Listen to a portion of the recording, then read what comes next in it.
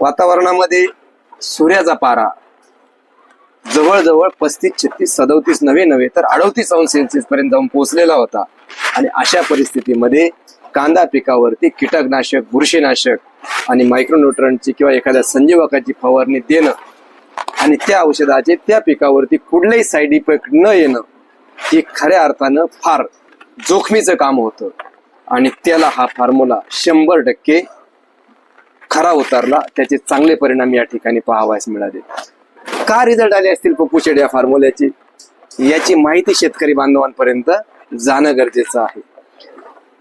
इतक्या उन्हामध्ये, वाढलेल्या तापमानामध्ये कीटकनाशक देताना फार काळजीपूर्वक विचार करावा लागतो की दिलेलं जे कीटकनाशक आहे का त्या कीटकनाशकाचं कांदा पिकाच्या पातीवरती कुठलेही साईड इफेक्ट म्हणजे स्कॉर्चिंग किंवा शेंडे जळणे अशी समस्या यायला नको, म्हणून आपण शक्यतो बस्टर हे कीटकनाशकाची त्या ठिकाणी निवड केली। आणि होय, थ्रिप्सला तर रिझल्ट मिळालेच, शिवाय कांदा पिकाला त्याची कुठलेही साईड इफेक्ट झालेले नाही। तसेच बुरशीनाशक मध्ये आपण देत असताना मंजरी हे आंतरप्रवाही बुरशीनाशक आणि जोडीला डॉक्टर कुल हे स्पर्शजन्य बुरशीनाशक जे झिंकोर आधारित बुरशीनाशक आहे, त्या एकत्रित जोडीचे खूप चांगले परिणाम या ठिकाणी करपा, डावणी, भुरी किंवा उन्हापासून जे स्कॉर्चिंग उन्हामुळे त्या कांद्याच्या पातीवर आलेली होती त्याला या जोडीचे खूप चांगले परिणाम मिळाले। आणि जेल मिक्स आपण त्यामध्ये आवर्जून दिलं।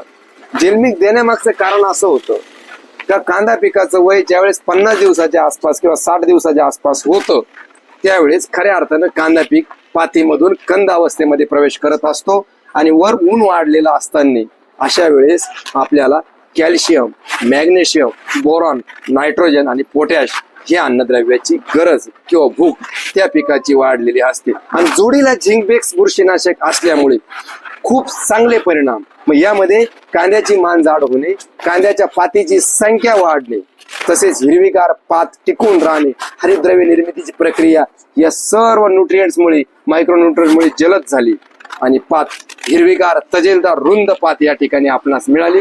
जोडीला सिलिकॉन बेस्ड स्टिकर स्प्रेडर ऍक्टिव्हेटर घेतलं आणि होय, आतापर्यंत हा जो फॉर्म्युला आहे, हे जे कॉम्बिनेशन आहे, आम्ही कमीत कमी 15 ते 20 हजार एकराच्या आसपास विकलं। आणि अक्षरशः आज 14-15 फेब्रुवारी मार्च असताना सुद्धा दुकानात औषधाची खरेदी करण्यासाठी रीग आहे। याचं कारण जे फॉर्म्युले आम्ही बाजारात दिले त्याची मिळालेले रिझल्ट।